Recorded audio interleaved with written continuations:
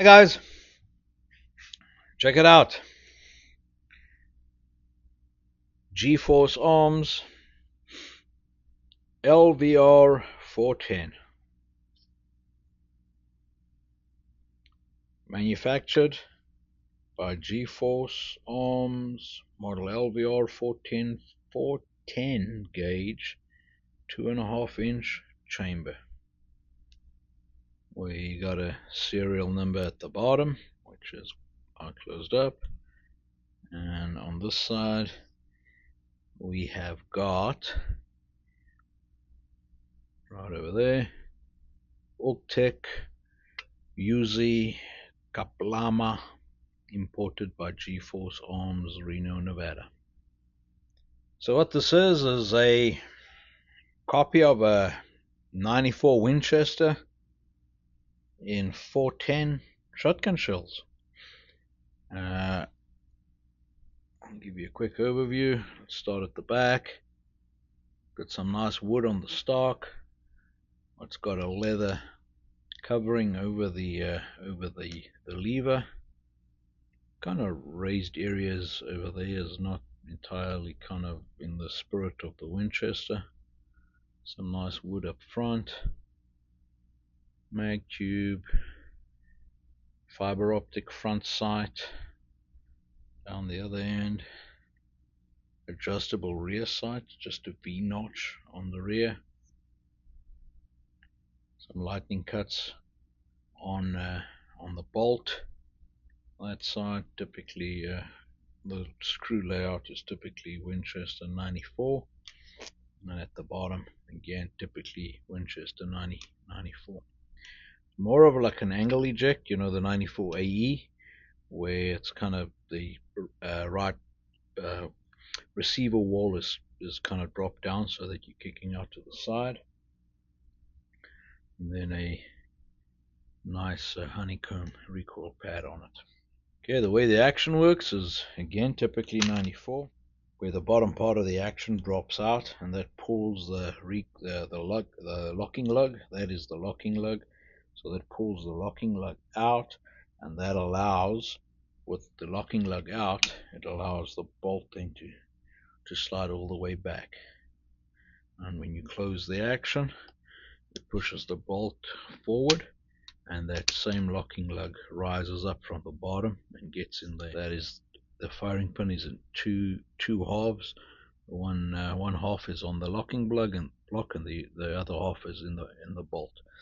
And when this is not in battery, obviously the firing pin's not aligned and it can't transfer the energy from the hammer. Not that the hammer will drop, because the hammer is just like a 94, got a block behind the trigger right over there, and you can maybe see it move if I press it over there.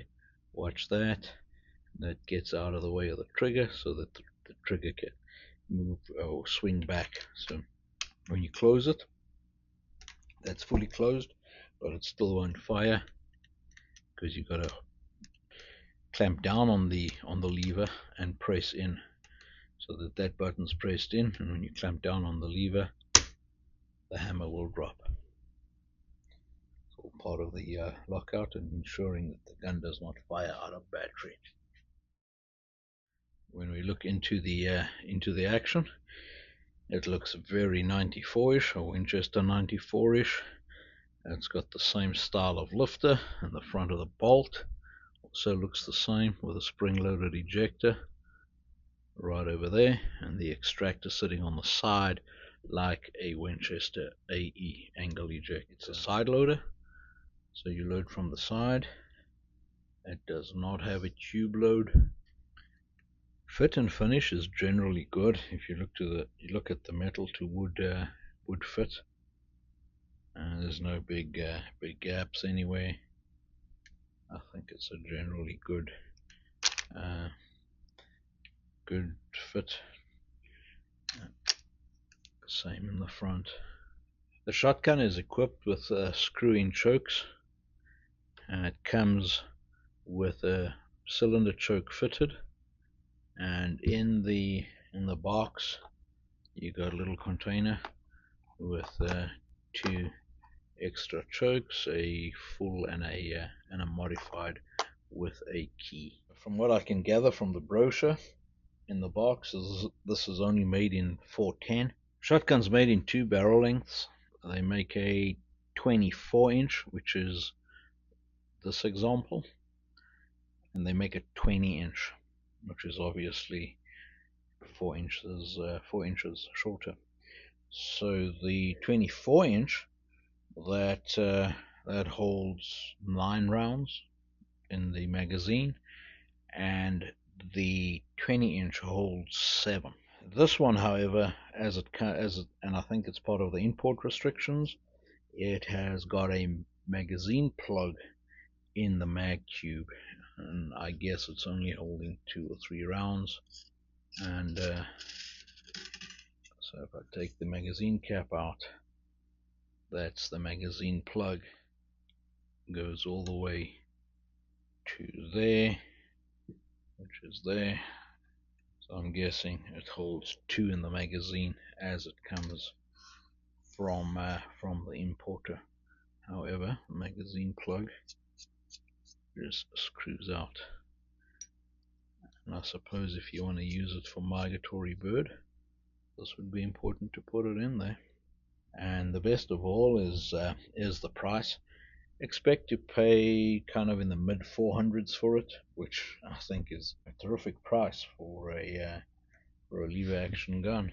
I hope you guys found that quick overview interesting. Stay safe. We talk again. Cheers.